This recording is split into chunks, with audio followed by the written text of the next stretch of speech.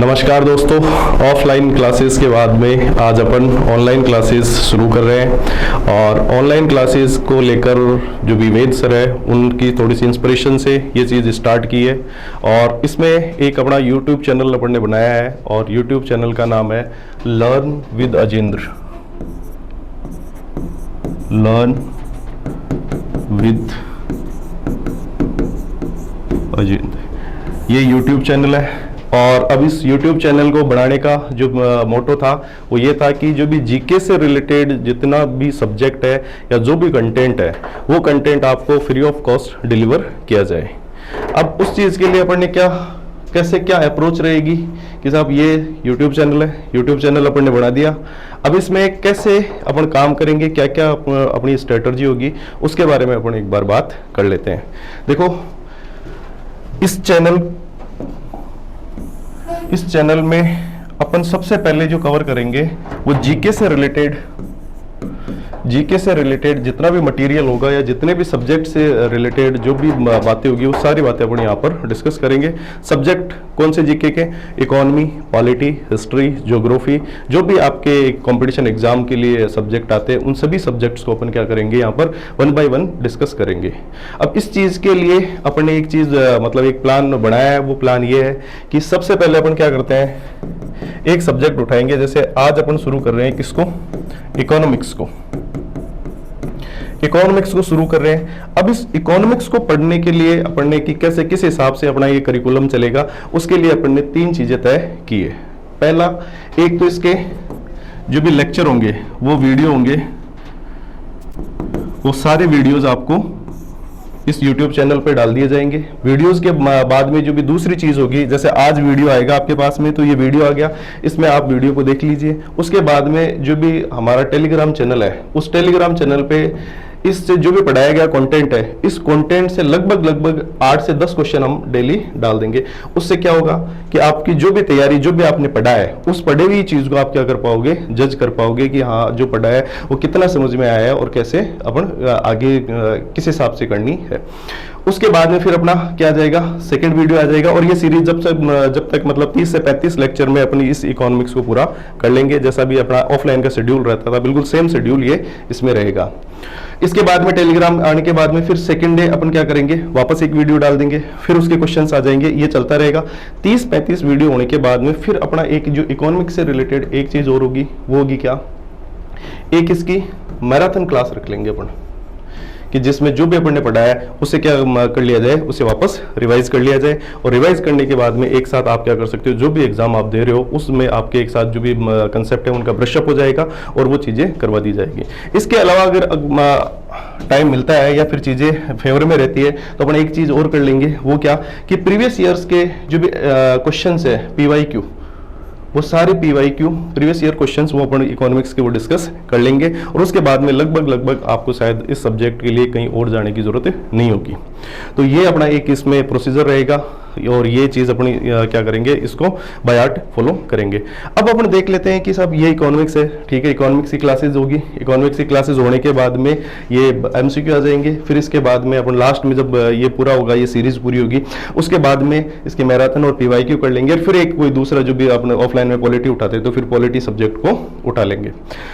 अब कि साहब इकोनॉमिक्स पढ़ा रहे हो, किन जो भी टारगेट ऑडियंस रहेंगे या फिर किन बच्चों के लिए ये चीज़ बेनिफिट करेगी कि साहब मैं तो इस एग्जाम की तैयारी कर रहा हूँ, कोई डिफेंस की कर रहा है, कोई रेलवे की कर रहा है, कोई जैसे बैंकिंग है, बैंकिंग में भी इकोनॉमिक्स आती है, तो किस को लेकर ये पूरा कोर्स है वो डिज़ाइन किया गया है। तो उसके लिए अगर अपन बात करें, एक तो जो भी डिफेंस है, डिफेंस के जितने भी एग्जाम होते हैं जहां पर भी इकोनॉमिक्स आती है तो वहां पे जो भी बेसिक्स कंसेप्ट आएंगे वो सारे कंसेप्ट आपको क्या करवा दिए जाएंगे इस वीडियो में, पूरे इस जो भी लेक्चर्स की सीरीज होगी उसमें पूरे करवा दिए जाएंगे। इसके अलावा रेलवे के जो भी एग्जाम होते हैं जहाँ पर इकोनॉमिक्स का पोर्शन आता है, जैसे NTPC का हो गया, इसके अलावा जो भी आपका ये SI की वैकेंसी होगी और जो हेड कांस्टेबल की वैकेंसी होगी, उसमें जहाँ पर भी इकोनॉमिक्स आती है तो वहाँ पर ये जो भी सीरीज होगी इकोनॉमिक्स की वो क्या रहेगी, आपके लिए बिल्कुल सफिशियंट रहेगी। इसके अलावा अगर अपन बात करें तीसरी चीज़ बैंकिंग, कि जो भी बैंकिंग है उस बैंकिंग के मेंस में क्या आती है, मेंस वाला जो पेपर होता है उसमें इकोनॉमिक्स पूछी जाती है, तो वहां पर उस बैंकिंग के जो भी स्टैटिक पोर्शन है उस स्टैटिक पोर्शन को क्या करेगी, ये हमारी सीरीज पूरा कवर करेगी। इसके अलावा जो अपना एसएससी है,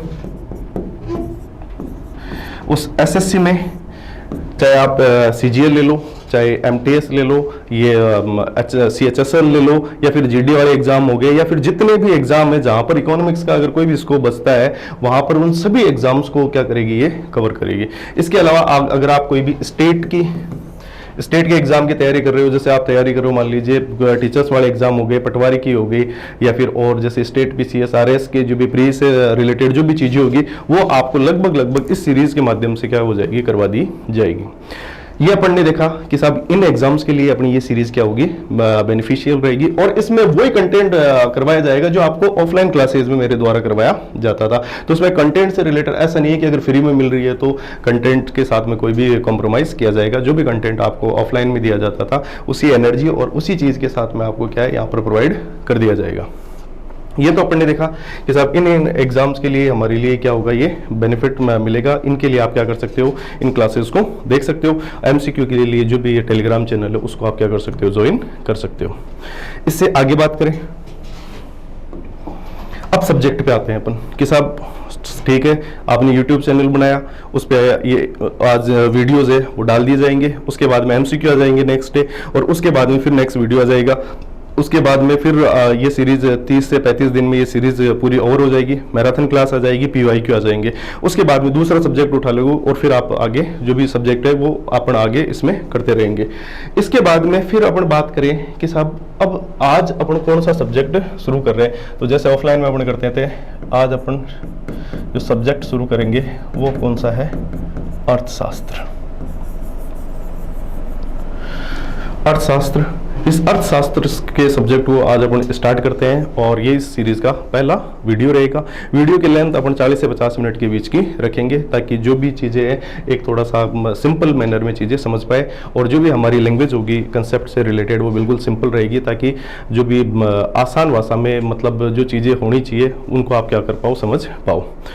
इसके अलावा अगर अपन आगे और बात करें कि आज इसका सिलेबस क्या होगा, तो सिलेबस तो आपका जो भी हमारा टेलीग्राम चैनल है उस टेलीग्राम चैनल पे इकोनॉमिक्स का जो भी सिलेबस है वो सारा टॉपिक्स आपको डाल दिए जाएंगे अभी शाम को, कि ये टॉपिक है, इनको अपन क्या करेंगे इस लेक्चर सीरीज में पूरा करेंगे।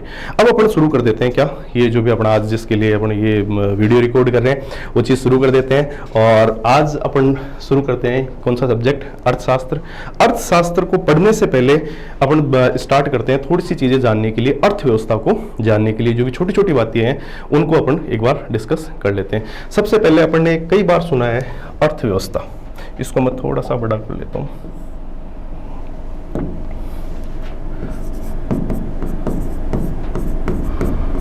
अर्थव्यवस्था बायलिंगुअल रहेगी क्लास, इकोनॉमी, कि भैया अर्थव्यवस्था अपन ने कई बार ये शब्द सुना है कि साहब भारत की अर्थव्यवस्था बढ़ रही है, पाकिस्तान की अर्थव्यवस्था डाउन जा रही है, या फिर जो भी रूस हो गया, चाइना हो गया, कि चाइना की जो ग्रोथ पहले टाइम में पिछले डिकेड में थी वो ग्रोथ अब इस डिकेड में नहीं है। तो ये अर्थव्यवस्था होती क्या है, सिंपल शब्दों में अगर अपन बात करें अर्थव्यवस्था क्या होती है, तो इसको मैं एक बार बताता हूं कि किसी क्षेत्र में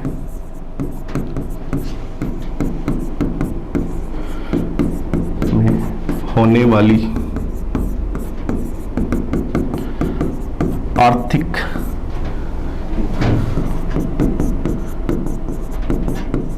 गतिविधियों का योग, आर्थिक गतिविधियों का योग क्या कहलाता है, अर्थव्यवस्था कहलाता है। मतलब इंग्लिश में sum of all economic activities in a particular region is called economy.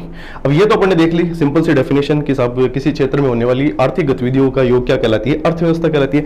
यहाँ पर एक नई टर्म आई है इकोनॉमिक एक्टिविटीज, कि आर्थिक गतिविधियां क्या होती हैं। आर्थिक गतिविधियों से सिंपल आप एक चीज समझिए,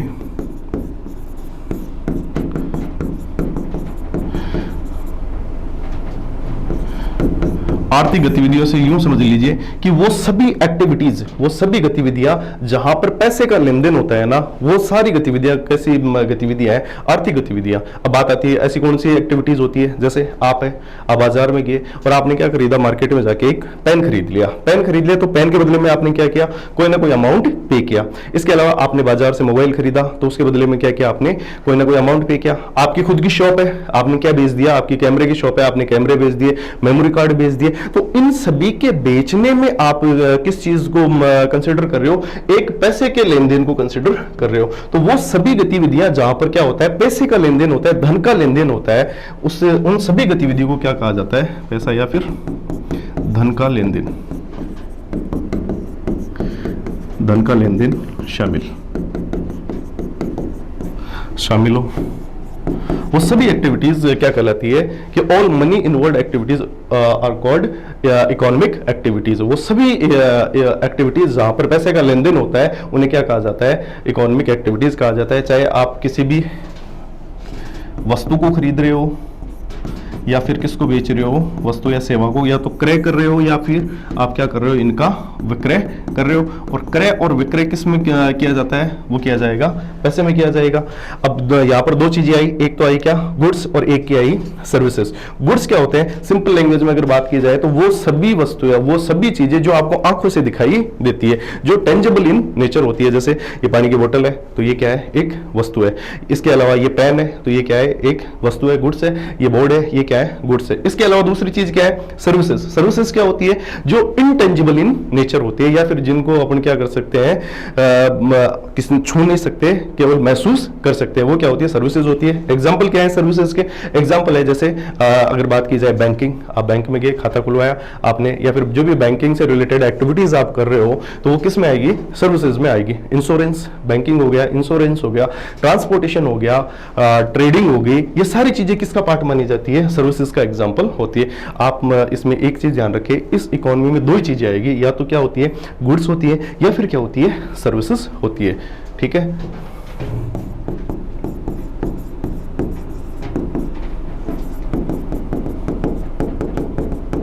इकोनॉमिक एक्टिविटीज। या अपन ने सिंपल सा क्या समझा, एक अर्थव्यवस्था के बारे में समझा कि साहब एक कोई भी क्षेत्र है, एक पर्टिकुलर रीजन है, ये कोई भी एक क्षेत्र है, इस क्षेत्र में बहुत सारे लोग रह रहे हैं, ये बहुत सारे लोग क्या कर रहे हैं, कुछ ना कुछ वस्तुएं क्रय कर रहे हैं या विक्रय कर रहे हैं, सर्विसेज का क्या कर रहे हैं, परचेज कर रहे हैं या फिर उनको सेल कर रहे हैं। और इस परचेजिंग और सेलिंग में किस चीज को कंसिडर किया जा रहा है, किसके ये जो भी ट्रांजैक्शन हो रहा है वो किस में हो रहा है, वो मनी में हो रहा है, वो पैसे में के रूप में धन का लेन, वस्तुओं का आदान प्रदान हो रहा है। मतलब सभी एक्टिविटीज जहां पर किसका लेन देन शामिल हो, धन का लेन देन शामिल हो, तो वो सभी एक्टिविटीज क्या कहलाती है, आर्थिक गतिविधियां कहलाती है। इनका क्या कर दिया जाए, सम कर दिया जाए तो वो क्या कहलाता है, उस क्षेत्र की अर्थव्यवस्था कहलाती है। इससे आगे बात करें,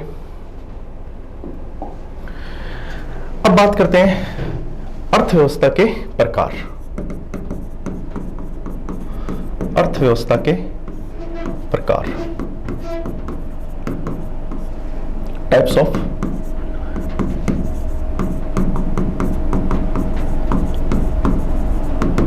इकोनॉमीज। अर्थव्यवस्था के प्रकार बात की जाएगी साहब, अर्थव्यवस्था के कितने प्रकार हैं। अर्थव्यवस्था के जो भी सामान्यतः कितने प्रकार हैं, तीन प्रकार है। कौन कौन से, एक तो अर्थव्यवस्था होती है कौन सी, समाजवादी, एक अर्थव्यवस्था होती है कौन सी, पूंजीवादी, और एक अर्थव्यवस्था होती है कौन सी, मिश्रित अर्थव्यवस्था होती है। अब देखो इसके पीछे दो आइडियोलॉजी को फॉलो करते हुए ये क्या चीज है, ये चीज आई है। दो आइडियोलॉजी कौन सी थी कि शुरू में जो भी फर्स्ट वर्ल्ड वॉर हुआ था उसके बाद में जो भी पूरी दुनिया है वो दो भागों में बढ़ चुकी थी। एक तो कौन सा था, पूंजीवाद, कैपिटलिज्म, और एक था कौन सा, कम्युनिज्म, या फिर उसे बोलते हैं साम्यवाद। पूंजीवाद और साम्यवाद, कैपिटलिज्म और कम्युनिज्म, तो ये दो आइडियोलॉजी थी, एक तो था कैपिटलिज्म और एक था कम्युनिज्म। अब जिन्होंने कैपिटलिज्म को अपनाया उनकी जो भी इकोनॉमिक थी वो किस आधार पे उन्होंने फॉलो किया, उन्होंने कैपिटलिज्म को फॉलो किया। और जो इसके फॉलोवर थे कम्युनिज्म के, उन्होंने किस चीज को फॉलो किया, उन्होंने फिर जो भी कम्युनिज्म आइडियोलॉजी थी उस चीज को फॉलो किया। अब इनमें इन आइडियोलॉजी में क्या क्या चीजें थी, कैपिटलिज्म, कैपिटलिज्म, इसको मैं थोड़ा सा सही लिख देता हूं,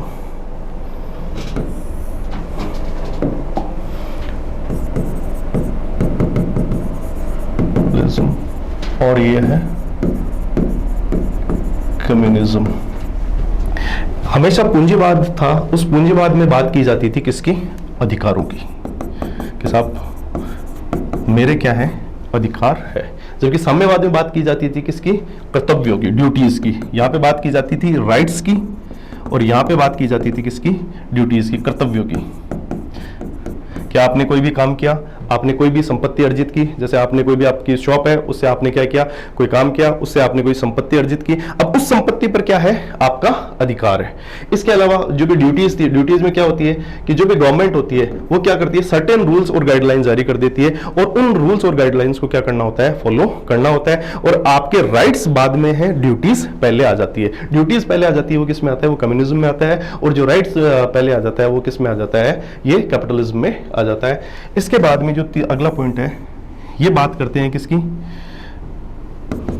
दूसरा, ये बात करते हैं निजी संपत्ति की, कि आपकी क्या होगी? प्राइवेट प्रॉपर्टी, निजी संपत्ति होगी। निजी संपत्ति, प्राइवेट प्रॉपर्टी के कंसेप्ट को ये क्या कर देते हैं? नकार देते हैं कि साहब प्राइवेट प्रॉपर्टी नहीं होगी। प्रॉपर्टी पे केवल और केवल किसका राइट होगा? स्टेट का राइट होगा। और यहां पर किसका होगा? जो भी इंडिविजुअल पर्सन है, जो भी व्यक्ति विशेष है, उसका क्या होगा? उसकी संपत्ति पे अधिकार होगा। यहां पर बात की जाती है तीसरा, इस पे बात की जाती है किस पे? यहां पर बात की जाती है समानता की, यहां पर बात की जाती है स्वतंत्रता की।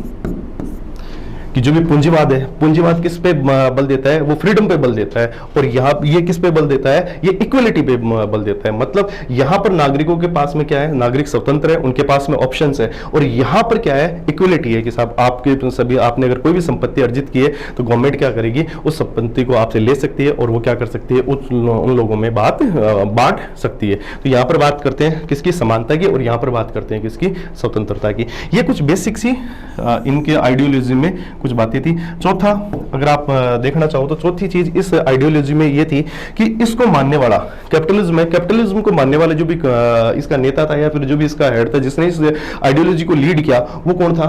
वो था अमेरिका, यूएसए। और इस कम्युनिज्म की जो भी आइडियोलॉजी थी, उसको जो लीड किया, वो किसने किया था? वो लीड किया था यूएसएसआर ने। ये किसने लीड किया? यूएसएसआर ने। और ये लीड किया किसने? यूएसए ने इस चीज को लीड किया।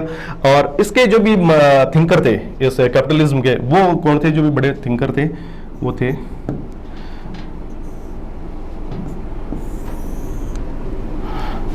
Adam Smith. और यहां पर कौन थे? रूसो। रूसो इसके, और इनकी जो बुक थी, उस बुक का वेल्थ ऑफ नेशन, ये किताब लिखी थी, पुस्तक। और जो रूसो थे, रूसो की जो भी बुक्स थी वो कौन कौन सी थी? इनकी बुक्स को मैं इधर लिख देता हूं। एक तो थी कौन सी? दास कैपिटल,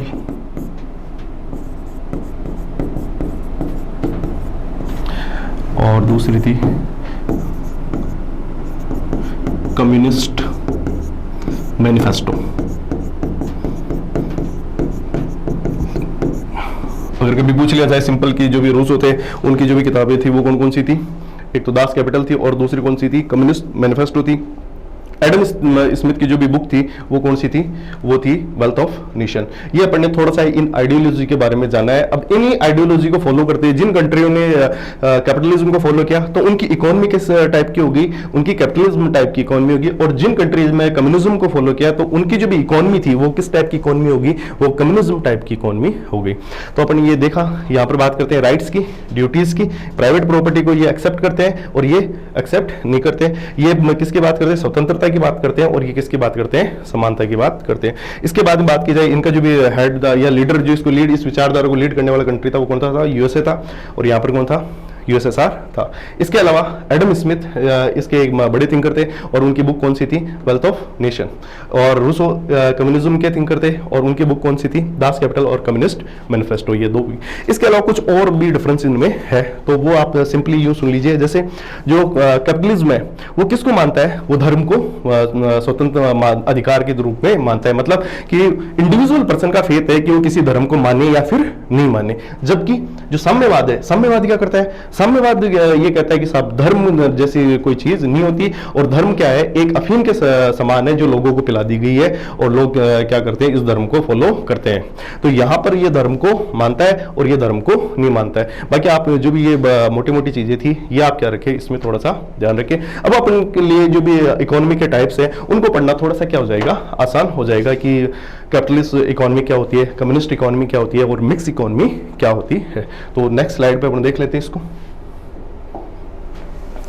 अर्थव्यवस्था के प्रकार।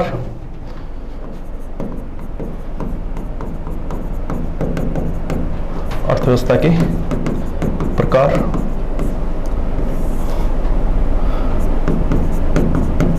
Types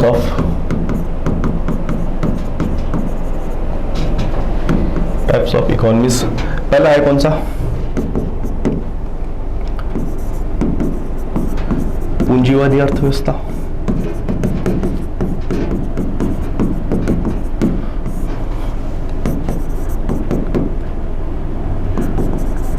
capitalist economy. दूसरी कौन सी है, वो है साम्यवादी अर्थव्यवस्था।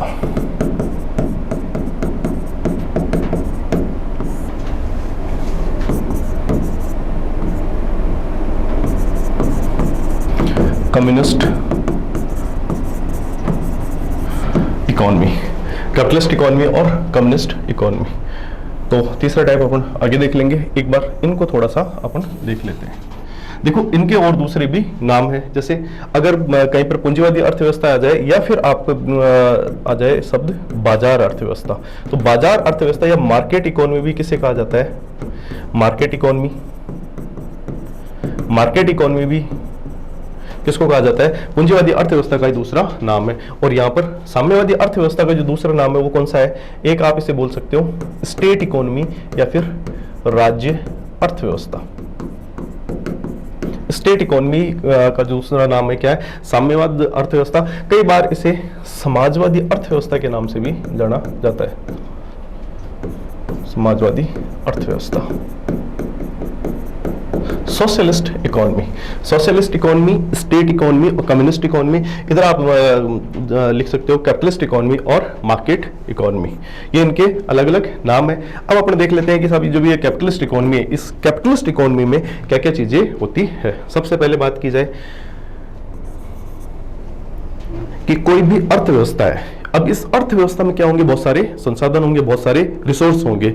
इन संसाधनों पे अधिकार किसका होगा, तो यहां पर बात की जाए तो जो भी कैपिटलिस्ट इकोनॉमी है, यहां पर जो भी संसाधन होंगे, संसाधनों पे अधिकार किसका होगा, वो किसका होगा, इंडिविजुअल पर्सन का होगा या फिर किसका होगा, मार्केट का राइट होगा। किसका होगा, व्यक्तिगत इंडिविजुअल पर्सन या फिर किसका होगा, बाजार का होगा। और यहां पर जो भी जितने भी रिसोर्सेज होंगे उन पे अधिकार, रिसोर्सेज का मतलब आप किसी चीज का प्रोडक्शन कर रहे हो, डिस्ट्रीब्यूशन कर रहे हो या फिर उसे बेच रहे हो, तो जितने भी ये चीजें हैं इकोनॉमी में, जितने भी है, प्रोडक्शन का हो गया, मैन्युफैक्चरिंग हो गई, सप्लाई हो गई, इन चीजों पे जो भी राइट्स होगा वो किसका होगा, इंडिविजुअल पर्सन का होगा। वो किसमें होता है, कैपिटलिस्ट इकोनॉमी में या फिर मार्केट इकोनॉमी में। दूसरी बात करें कम्युनिस्ट इकोनॉमी की, तो यहां पर जितने भी जो भी रिसोर्सेज होंगे उन रिसोर्सेज पे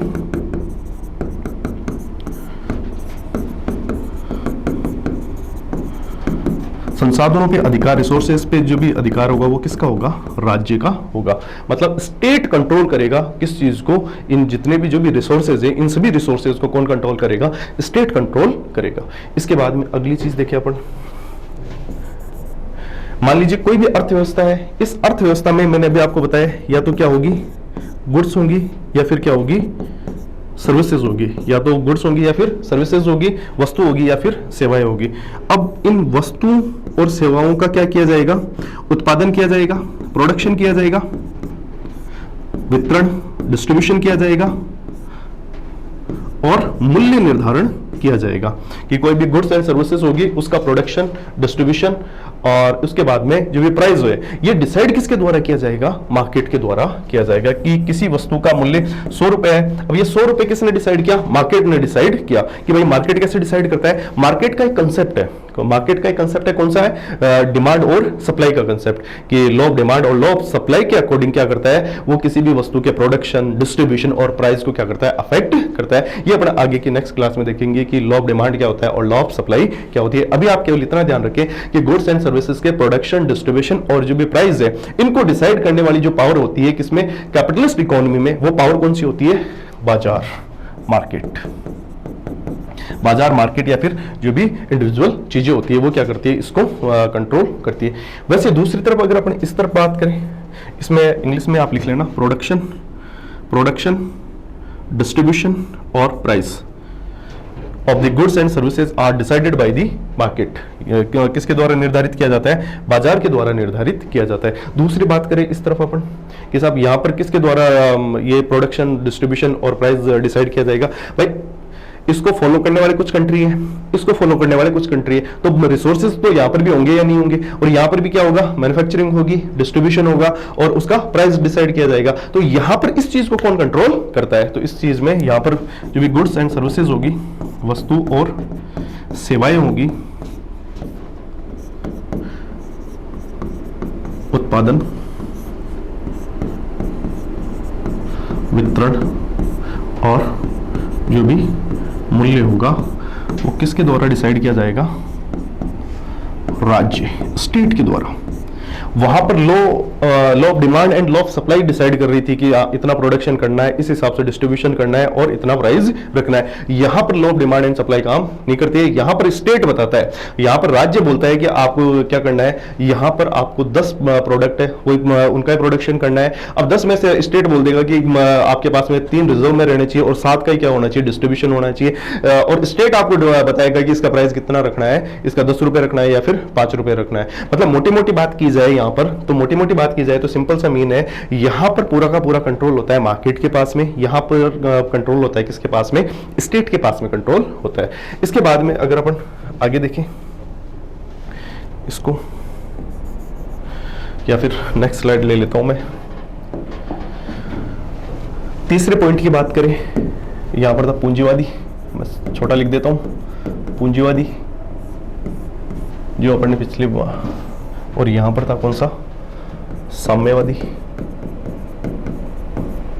कम्युनिस्ट इकोनॉमी और कैपिटलिस्ट इकोनॉमी। तीसरी चीज होता है कि यहां पर क्या कोई सरकार का इन्वॉल्वमेंट होता है या नहीं होता, यहां पर सरकार का हस्तक्षेप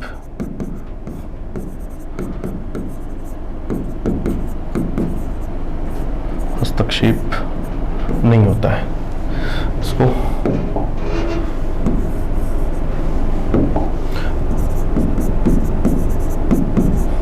सरकार का हस्तक्षेप नहीं होता है, मतलब यहां पर गवर्नमेंट का कोई भी इन्वॉल्वमेंट नहीं होता है। दूसरी चीज यहां पर बात की जाए कि यहां पर गवर्नमेंट का इन्वॉल्वमेंट होता है या नहीं होता, यहां पर तो अपन पहले देख चुके हैं कि कंट्रोल कौन कर रहा है, स्टेट कर रहा है। दूसरी चीज यहां पर आती है कि क्या यहां पर जो भी गुड्स एंड सर्विसेज है उनके प्रोडक्शन, डिस्ट्रीब्यूशन और प्राइस को डिसाइड करने में क्या कोई मार्केट की भी भूमिका होती है या नहीं होती, या मार्केट का भी कोई रोल होता है या नहीं होता। तो यहां पर मार्केट का कोई भी रोल नहीं होता, बाजार का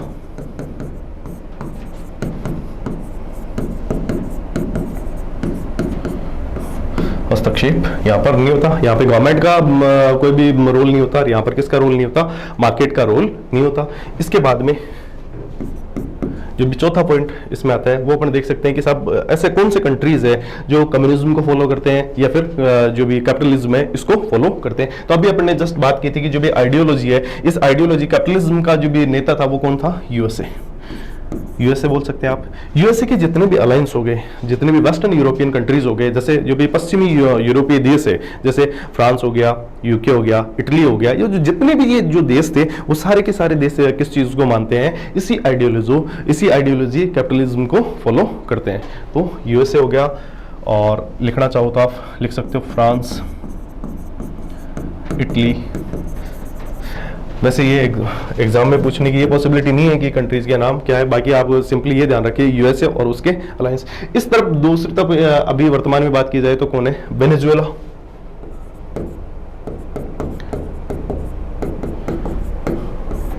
उत्तरी कोरिया, कोरिया। ये सभी किस चीज को फॉलो करते हैं, कम्युनिज्म को फॉलो करते हैं। देखिए कई जगह जैसे चाइना और इनका भी नाम लिखा होता है, पर एक चीज आप ध्यान में रखें चाइना और इनमें कि चाइना है ना, चाइना में दो चीजें, एक तो किसी भी देश में होती है आर्थिक व्यवस्था, इकोनॉमिक सिस्टम, और एक होता है पॉलिटिकल सिस्टम या राजनीतिक व्यवस्था। आर्थिक व्यवस्था या जो भी इकोनॉमिक सिस्टम होता है वो जो चाइना है, चाइना में वो कैसा है, वो कैपिटलिस्ट है। और पॉलिटिकल इन जो भी सिस्टम है चाइना का वो कैसा है, वो कम्युनिस्ट है। मतलब कि जितनी भी इकोनॉमिक एक्टिविटीज होती है या फिर जितनी भी चीजें होती है वो चाइना में कैसी है, कैपिटलिस्ट टाइप की है। और जो भी ये पॉलिटिकल चीजें हैं वो सिस्टम कैसा है वहां पर, वो कम्युनिस्ट टाइप है। क्योंकि जैसे आप देख सकते हो सी जिनपिंग वहां पे क्या बने हुए हैं, वहां के राष्ट्रपति बने हुए हैं, और वो क्या करते हैं हर बार खुद इलेक्ट होके आ जाते हैं। और वहां की क्या है, सिंगल पार्टी सिस्टम है। तो कम्युनिस्ट पार्टी ऑफ चाइना वहां पे रूल करती है। तो ये इस कारण वहां का जो भी आइडियोलॉजी है, वो पॉलिटिकल आइडियोलॉजी वो कैसी है, कम्युनिस्ट टाइप की है। और जो भी इकोनॉमिक आइडियोलॉजी है वो किस चीज को फॉलो करते हैं, वो इस चीज को फॉलो करते हैं। ये अपन ने बेसिक डिफरेंस देखा किस चीज के बीच में, कैपिटलिस्ट और कम्युनिस्ट के बीच में। अब अपन बात कर लेते हैं इसके तीसरे टाइप की, कि सब तीसरा टाइप इसका कौन सा है। तीसरा है कौन सा, मिश्रित अर्थव्यवस्था, या फिर अपन इसको लिख सकते हैं मिक्स्ड इकोनॉमी। कौन सी अर्थव्यवस्था, मिश्रित अर्थव्यवस्था या फिर मिक्स्ड इकोनॉमी। इस मिश्रित अर्थव्यवस्था की क्या खास बात होती है, नाम से ही आपको लग रहा होगा यहाँ पे कैपिटलिस्ट और कम्युनिस्ट दोनों चीजें होती है। मतलब यहाँ पर प्राइवेट जो भी कंपनियां होती है या फिर जो भी प्राइवेट प्रॉपर्टी होती है उस चीज को भी वैल्यू दी जाती है। और गवर्नमेंट का क्या क्या होता है, खुद की भी मैन्युफैक्चरिंग यूनिट्स होती है। जैसे यहाँ पे निजी क्षेत्र और सार्वजनिक क्षेत्र, प्राइवेट सेक्टर और जो भी पब्लिक सेक्टर है वो दोनों क्या करते हैं, इसमें काम करते हैं। प्राइवेट सेक्टर भी होगा और पब्लिक सेक्टर भी होगा। जैसे यहाँ पर आप देख सकते हो रिलायंस है। रिलायंस किसकी है, रिलायंस वो किसकी है, वो अंबानी की है।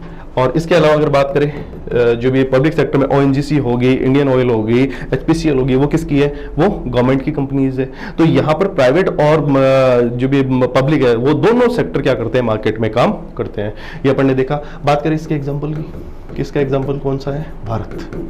भारत में किस कंसेप्ट को अपनाया गया, जो भी इंडिया का इकोनॉमिक मॉडल है वो कैसा है, मिक्स इकोनॉमिक मॉडल है। भारत का जो भी इकोनॉमिक मॉडल है वो कैसा मॉडल है, मिक्स इकोनॉमिक मॉडल है।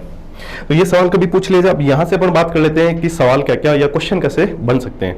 क्वेश्चन बन सकता है कि ऐसी अर्थव्यवस्था जिसमें संसाधनों का नियंत्रण सर्व राज्य के पास में होता है, तो वो इकोनॉमी, वो अर्थव्यवस्था कौन सी होती है, पूंजीवादी होती है, साम्यवादी होती है, मिश्रित होती है, या फिर इनमें से कोई नहीं। तो सिंपल सा अभी अपन ने देखा था कि वो अर्थव्यवस्था कौन सी होती है जिसमें संसाधनों का नियंत्रण किसके पास में होता है, राज्य के पास में होती है। तो वो कौन सी होती है, यहाँ पर कोई सा भी नाम आ सकता है, कम्युनिस्ट इकोनॉमी आ जाए, स्टेट इकोनॉमी आ जाए, या फिर सोशलिस्ट इकोनॉमी आ जाए। इसके बाद में और क्वेश्चन क्या बन सकता है कि जो भारतीय अर्थव्यवस्था का मॉडल है वो कैसा है, मिश्रित है, या फिर अपन बात करें कैपिटलिस्ट है, या फिर कैसा है, कम्युनिस्ट है। तो भारतीय अर्थव्यवस्था का मॉडल कैसा है, भारतीय अर्थव्यवस्था का मॉडल है मिक्स इकोनॉमिक मॉडल है। ये अपन ने बात कर ली है किसकी, अर्थव्यवस्थाओं के प्रकार की। एक चीज और देख लेते हैं अर्थव्यवस्थाओं के प्रकार में, एक सिंपल सा जो भी चल रहा है वो कौन सी है, बंद अर्थव्यवस्था।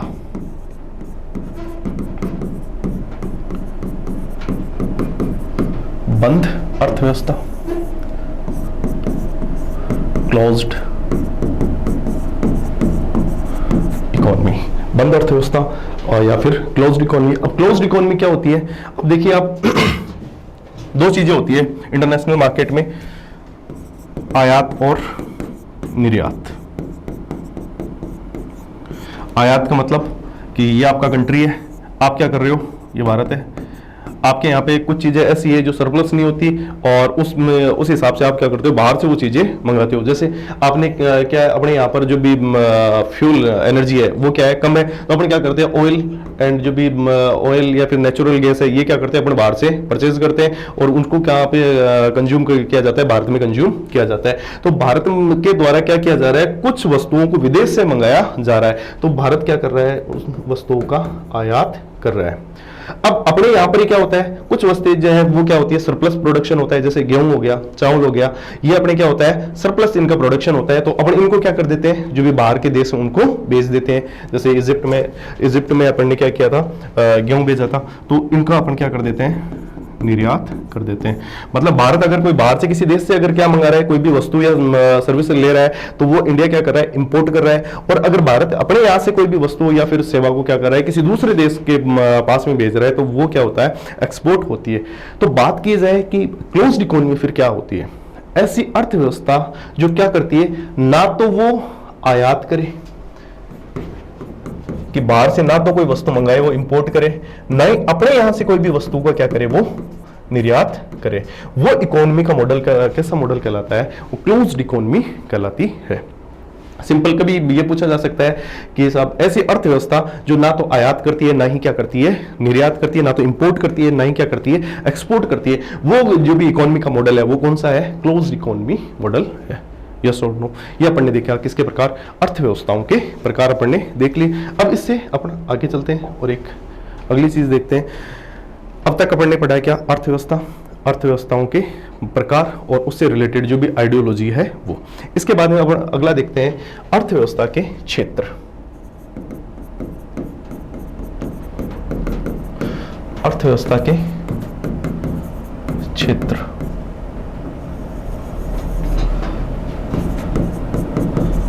सेक्टर्स ऑफ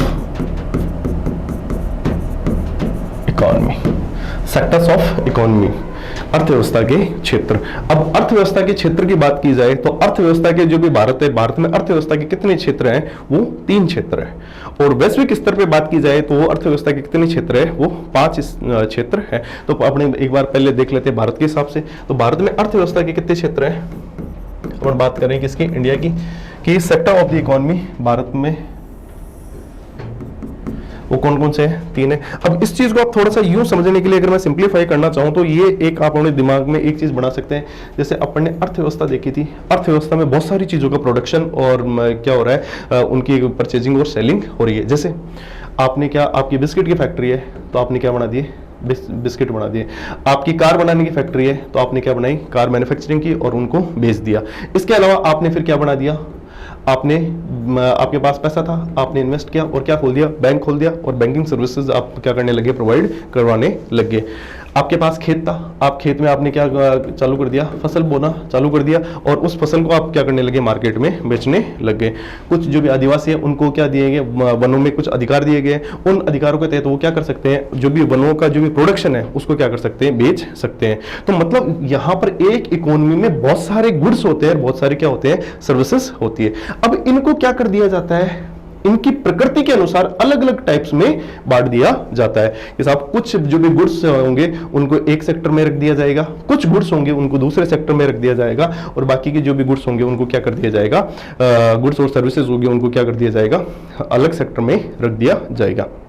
इससे फायदा क्या होगा, इससे फायदा ये होगा कि गवर्नमेंट को क्या चल पाए, एक पिक्चर क्लियर हो पाए सामने कि साहब हाँ हमें इस क्षेत्र के लिए योजना बनानी है, ये क्षेत्र हमारा बहुत अच्छा कर रहा है और इसको बहुत अच्छे को और अच्छा करने के लिए क्या किया जा सकता है। कोई भी क्षेत्र जो बहुत कमजोर कर रहा है उस चीज के लिए गवर्नमेंट की क्या प्लानिंग हो सकती है, उन सभी चीजों को करने के लिए फिर गवर्नमेंट क्या कर देती है, इनको सेक्टर वाइज क्या कर देती है, कैटेगराइज कर देती है।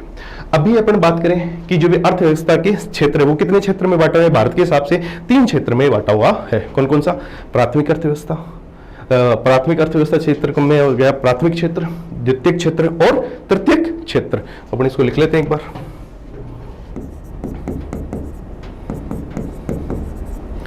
प्राथमिक क्षेत्र, प्राइमरी सेक्टर, दूसरा आता है कौन सा, द्वितीयक क्षेत्र,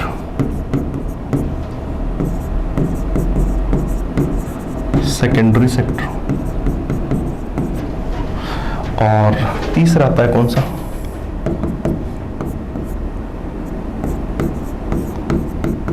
तृतीयक क्षेत्र, tertiary sector, primary sector, secondary sector और टर्सरी सेक्टर। तो बात की जाए प्राइमरी सेक्टर में क्या होता है, सेकेंडरी सेक्टर में क्या होता है और टर्सरी सेक्टर में क्या होता है। तो अभी अपने छोटी सी चीज तो ये देख ली थी कि गवर्नमेंट क्या कर देती है, अपनी जितने भी गुड्स एंड सर्विसेज होती है उनको उनके नेचर के आधार पर क्या कर देती है, उनकी प्रकृति के आधार पर क्या कर देती है, अलग अलग क्षेत्रों में बांट देती है। जैसे बात की जाए प्राथमिक क्षेत्र में, प्राथमिक क्षेत्र में कौन सी चीजें आती है, प्राथमिक क्षेत्र में वो चीजें, वो गुड्स, उन गुड्स को शामिल किया जाता है जो कहां से, प्रकृति से प्राप्त होती है। किससे प्राप्त होती है, प्रकृति से प्राप्त, मतलब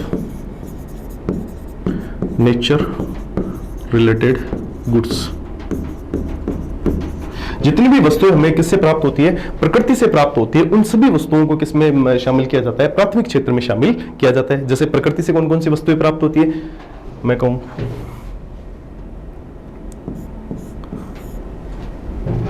साहब आप कृषि कर रहे हो, एग्रीकल्चर कर रहे हो, तो एग्रीकल्चर में जो भी आपने फसल उत्पादित की उसे मार्केट में बेचते हो, कोई ना कोई उसकी मॉनेटरी वैल्यू होती है कि नहीं होती। तो जितना भी कृषि का प्रोडक्शन आया है, उस कृषि के प्रोडक्शन की जो भी मॉनेटरी वैल्यू होगी वो किस सेक्टर में रखी जाएगी, प्राइमरी सेक्टर में रखी जाएगी। मतलब कृषि के उत्पाद का जो भी मौद्रिक मूल्य होगा वो किस सेक्टर में आ जाएगा, प्राथमिक क्षेत्र में।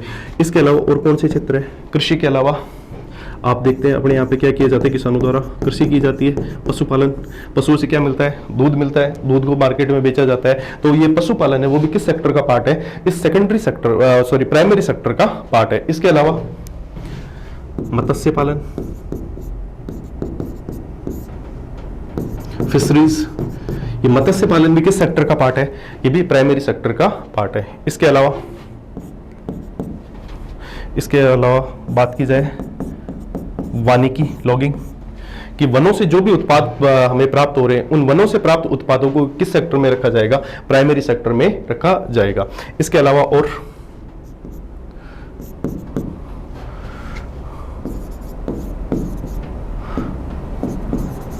कुक्कुट पालन,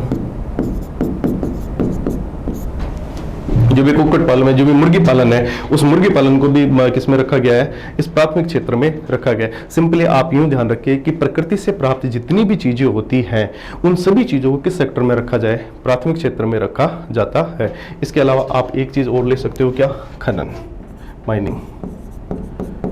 खनन भी किस सेक्टर में आता है, प्राथमिक क्षेत्र में आता है। लेकिन नोट डाल के आप एक चीज ध्यान में रख लेना, जो भारतीय अर्थव्यवस्था है, इस भारतीय अर्थव्यवस्था को खनन को प्राथमिक क्षेत्र में ना रखकर किस क्षेत्र में रखते हैं, द्वितीय क्षेत्र में रखा जाता है। केवल भारत में किया जाता है, इसको प्राइमरी सेक्टर में ना रख के किस सेक्टर में रखा जाता है, सेकेंडरी सेक्टर में रखा जाता है। ये छोड़ लो। अब खनन में क्या क्या चीज आई कि आपने जमीन, भूमि है, जमीन में आपने क्या किया, माइनिंग की, माइनिंग से आपने क्या निकाल लिया, बहुत सारे जो भी अयस्क हैं वो निकाल लिया, आयरन और निकाल लिया, मैग्नीज निकाल लिया, कोबाल्ट निकाल लिया, गोल्ड निकाल लिया। अब इनकी कोई ना कोई मॉनेटरी वैल्यू होगी या नहीं होगी, उसको किस सेक्टर में माना जाता है, ग्लोबली माना जाता है, प्राइमरी सेक्टर में। इंडिया इसको कंसिडर करता है किस सेक्टर में, सेकेंडरी सेक्टर में कंसिडर करता है। सिंपल यहां से आप ये चीज ध्यान में रखें कि किससे रिलेटेड गुड्स, प्रकृति से प्राप्त वस्तुएं, प्रकृति से प्राप्त वस्तुएं, जितनी भी प्रकृति से प्राप्त वस्तुएं होगी वो किस सेक्टर में रखी जाएगी, प्राथमिक क्षेत्र में रखी जाएगी। दूसरी बात करें सेकेंडरी सेक्टर, सेकेंडरी सेक्टर में बात आती है कि इन प्राथमिक जो भी क्षेत्र के जितने भी वस्तुएं हैं, इनमें जितने भी गुड्स हैं, इन पे क्या किया जाए, कुछ प्रोसेस किया जाए, कुछ मैन्युफैक्चरिंग की जाए और मैन्युफैक्चरिंग करके उनको क्या कर दिया जाए, फिर मार्केट में बेचा जाए। तो वो किस सेक्टर में आ जाता है, वो सेक्टर में आ जाता है द्वितीयक क्षेत्र में। वो कौन से सेक्टर में आ जाता है, द्वितीयक क्षेत्र में। विनिर्मित वस्तुएं,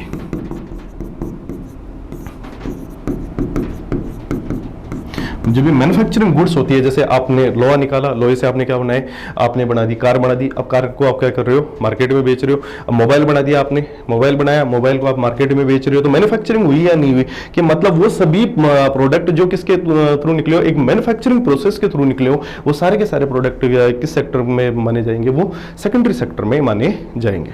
इसके बाद में अपन बात करते हैं किसकी,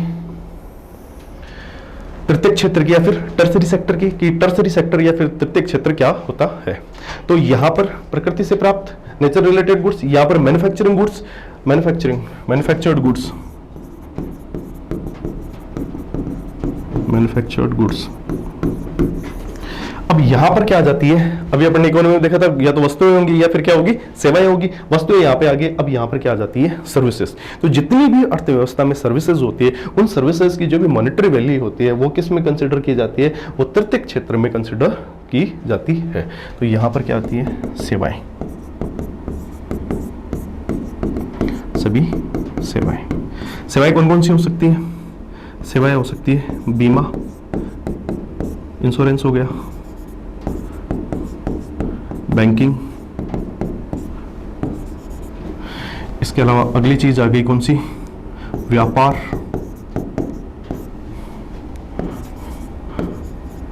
होटल इंडस्ट्री, होटल उद्योग, इसके अलावा शिक्षा,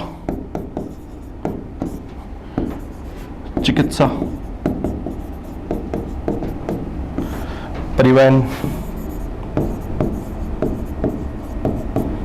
transportation, medical services, educational services, hotel services, इसके अलावा insurance services, banking services, trading services and transportation services. ये सब जितनी भी सर्विसेज है वो सारी सर्विसेज की जो भी मॉनेटरी वैल्यू होगी वो गवर्नमेंट किस सेक्टर में रखती है, इस तृतीयक क्षेत्र में रखती है।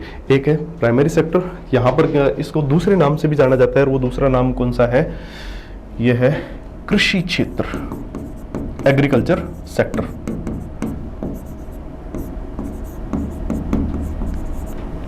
एग्रीकल्चर सेक्टर, इसे दूसरे नाम से भी जाना जाता है, वो कौन सा है,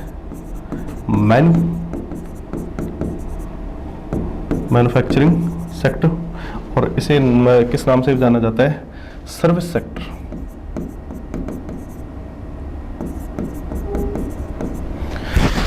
वैसे तो आप इनके एग्जाम्पल याद कर सकते हो, या फिर जो भी आपको की पॉइंट्स है कि जितनी भी सेवाएं, अब सेवाएं क्या होती है, जो भी इनटेंजिबल इन नेचर होती है वो सारी क्या होती है, सर्विसेज होती है। मैन्युफैक्चरिंग गुड, कि किसी वस्तु को प्रोसेस करके बेचा जा रहा है या फिर उसकी मैन्युफैक्चर्ड करके बेचा जा रहा है, वो सेकेंडरी सेक्टर में आ जाएगी। और ये किस में आ जाती है, एक सिंपल सा सवाल है कि एक विनिर्माता के द्वारा क्या किया गया, जो भी फसल के या फिर जो कृषि के उपकरण है, फसल उत्पादक एक उत्पादनकर्ता के द्वारा कृषि उपकरणों को क्या किया जाता है, बाजार में बेचा जाता है। तो जो कृषि उपकरण है वो प्राइमरी सेक्टर का पार्ट है, सेकेंडरी सेक्टर का पार्ट है, या फिर टर्सरी सेक्टर का पार्ट है। तो आप इस चीज को थोड़ा सा सोच के इसका जवाब दीजिए कि क्वेश्चन में आ क्या रहा है। जो भी कृषि यंत्र है, मतलब कृषि आ रही है तो आदमी किस पे जाने की सोचता है कि कृषि आ रही है, कृषि तो यहाँ पे लिखा है तो प्राइमरी सेक्टर से, लेकिन उसके कृषि के आगे क्या लिखा है, कृषि यंत्र। यंत्र मतलब कि आपने क्या बना दिया, कोई भी हल बना दिए या फिर और जो भी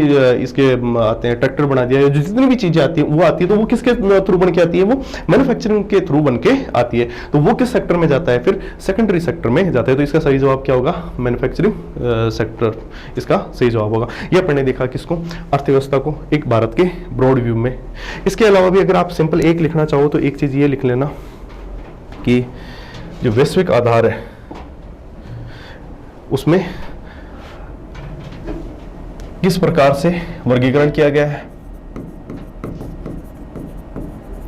वैश्विक आधार पर वर्गीकरण, जो भी अर्थव्यवस्था के क्षेत्र होते हैं वो कौन कौन से होते हैं, अर्थव्यवस्था के क्षेत्र। वैश्विक आधार पर इसे कितने भागों में बांटा गया है, 5 भागों में बांटा गया है। कौन सा, वही सिंपल नाम, प्राइमरी सेक्टर, दूसरा द्वितीयक क्षेत्र, तीसरा है तृतीयक क्षेत्र,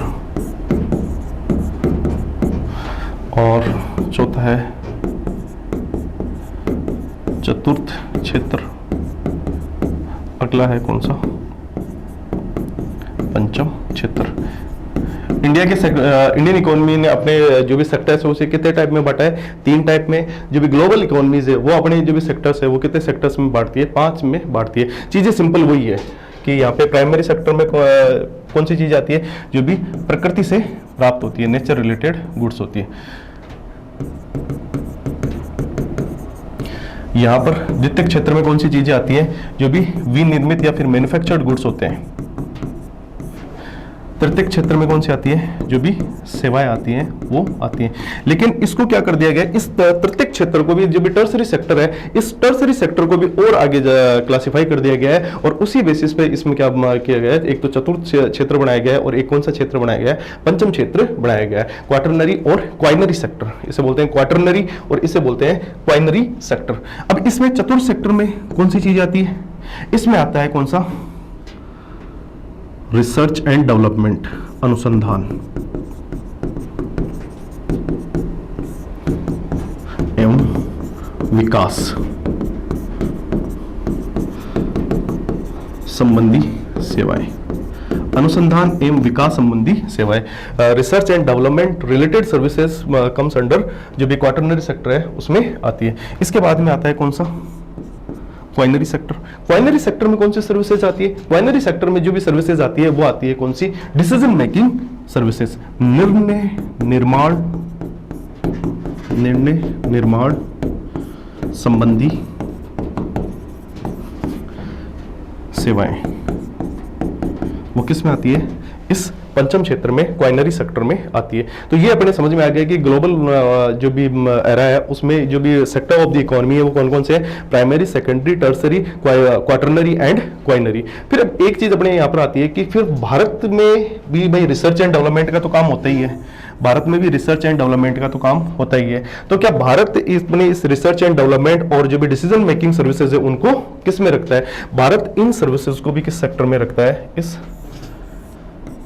तृतीय क्षेत्र में शामिल कर लेता है। जबकि विश्व क्या करता है, इनको अलग में इस तृतीय क्षेत्र में ना शामिल करके जो भी रिसर्च एंड डेवलपमेंट है उसको चतुर्थ क्षेत्र में डाल देता है और जो भी निर्णय निर्माण संबंधी सर्विसेज है उनको किस में डाल देता है, पंचम क्षेत्र में डाल देता है। इसको थोड़ा समझने के लिए और देख लो, निर्णय निर्माण मतलब डिसीजन मेकिंग सर्विसेज कौन सी होती है, जैसे प्रधानमंत्री के द्वारा जो भी सर्विसेज दी जा रही है, जो भी काम किया जा रहा है वो सारे के सारे डिसीजन मेकिंग काम होते हैं, वो किस में आएगा, इस क्वाइनरी सेक्टर में आता है। एक सीएम के द्वारा जो भी चीफ मिनिस्टर होता है स्टेट में, उसके द्वारा जो भी सर्विसेज दी जा रही है वो सर्विसेज भी किस में आएगी, इस क्वाइनरी सेक्टर में आएगी। इसके अलावा अगर अपन बात करें कि जो भी ब्यूरोक्रेट्स है, जो भी नौकरशाह है, उनके द्वारा जो भी सर्विसेज दी जाती है वो सर्विसेज भी किस में आती है, इस क्वाइनरी सेक्टर में आती है। होपफुली आपको ये चीज थोड़ी सी सिंपल समझ में आई होगी। तो भारत क्या कर लेता है, इनको अपने इसमें शामिल कर लेता है। अगर अपने इसको लिखना चाहे तो यूं थोड़ा सा यूं देख सकते हैं, ये तो है वैश्विक आधार पर, ग्लोबल ऑर्डर पर, ये तो वैश्विक आधार पर है। और ये तीनों किसकी है, ये क्षेत्र हैं किसके, भारत के। ये क्षेत्र किसके हैं, भारत के हैं। ठीक है, अर्थव्यवस्था में भारत के क्षेत्र 3 है और वैश्विक आधार पर अर्थव्यवस्था के क्षेत्र कौन से, इंग्लिश में मैंने एक बार वापस बोल देता हूं, primary sector, secondary sector, tertiary sector, quaternary sector and quinary sector, research and development related services, decision making services, ये इनमें अपन ने बात कर ली है। एक इसके अलावा आप और इसमें थोड़ा सा देख सकते हो कि इसमें जो लोग काम करते हैं, कि जैसे प्राथमिक क्षेत्र में अगर कोई लोग कुछ काम कर रहे हैं तो उन लोगों के द्वारा जो भी सर्विसेज दी जाती है वो सर्विसेज प्राथमिक क्षेत्र में आती है, उनको बोला जाता है कौन सी जॉब, रेड कॉलर जॉब। प्राथमिक क्षेत्र में अगर कोई आदमी काम करता है तो उसके द्वारा जो भी सर्विसेज दी जाती है उन या फिर उसके द्वारा जो भी जॉब होती है उस जॉब को बोला जाता है रेड कॉलर जॉब। ये थोड़ा सा एक जगह हो जाएगा तो इसको आप थोड़ा सा लिख लेना, इसको रेड कॉलर जॉब बोला जाता है। इसको बोला जाता है कौन सी जॉब, ब्लू कॉलर या grey collar job, blue collar job. इसको बोला जाता है, टर्सरी सेक्टर को बोला जाता है कौन सी, white collar job, white collar job. और इसको बोला जाता है पंचम सेक्टर वाली जो भी है, इसे बोला जाता है कौन सी, गोल्ड कॉलर जॉब। ये भी एक बार इसमें एसएससी में पूछ लिया गया था कि जो भी गोल्ड कॉलर जॉब है वो किस सेक्टर से रिलेटेड है, प्राइमरी, सेकेंडरी, क्वाटरनरी और क्वाइनरी। तो ये किस से रिलेटेड है, गोल्ड कॉलर जॉब क्वाइनरी सेक्टर से रिलेटेड है। तो ये क्वाइनरी सेक्टर से रिलेटेड जो भी जॉब है उसे बोला जाए गोल्ड कॉलर।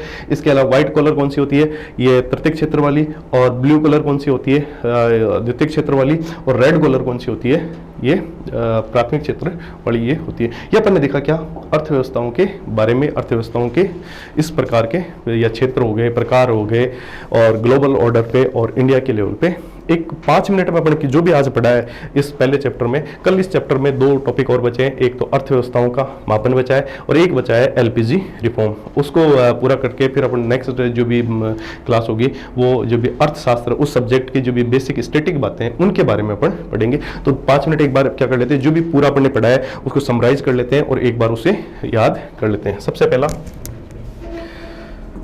पहला अपन ने पढ़ा इकोनॉमी, अर्थव्यवस्था। अर्थव्यवस्था क्या होती है? आर्थिक गतिविधियों का योग, सम ऑफ इकोनॉमिक एक्टिविटीज, गतिविधियों का योग। फिर उसके बाद में अपन ने दूसरी चीज पढ़ी अर्थव्यवस्थाओं के प्रकार। अर्थव्यवस्था, टाइप्स ऑफ इकोनॉमीज, वो कौन कौन सी थी? सबसे पहले पढ़ा अपन ने पूंजीवाद, कैपिटलिस्ट इकोनॉमी। दूसरा पढ़ा अपन ने कौन सा? साम्यवाद। तीसरा पढ़ा अपन ने कौन सा? मिश्रित या मिक्स्ड इकोनॉमी, कम्युनिस्ट इकोनॉमी और कैपिटलिस्ट इकोनॉमी। यहां पर कंट्रोल किसके पास में होता है? बाजार के पास में नियंत्रण होता है। यहां पे कंट्रोल होता है किसके पास में? राज्य के पास में। और यहां पर दोनों एग्जिस्टेंस होता है राज्य और निजी क्षेत्र दोनों का। फिर एग्जाम्पल देखें, यहां पर कौन है? यहाँ पर आ जाता है कौन? America, USA. यहाँ पर आ जाता है कौन? यूएसएसआर। और यहाँ पर आ जाता है कौन? भारत आ जाता है। इसके बाद में फिर अपन ने जो तीसरा पॉइंट देखा वो देखा क्या? अर्थव्यवस्था के क्षेत्र। अर्थव्यवस्था के क्षेत्र, अर्थव्यवस्था के क्षेत्र को अपन ने देखा कि सब कितने टाइप में भारत बांटता है, कितने? 3 टाइप में। कौन कौन सा? प्राथमिक, द्वितीयक, प्राइमरी, सेकेंडरी, और टर्सरी, तृतीयक। इसके अलावा वैश्विक ग्लोबल ऑर्डर पे कौन सा होता है? चतुर्थ और पंचम।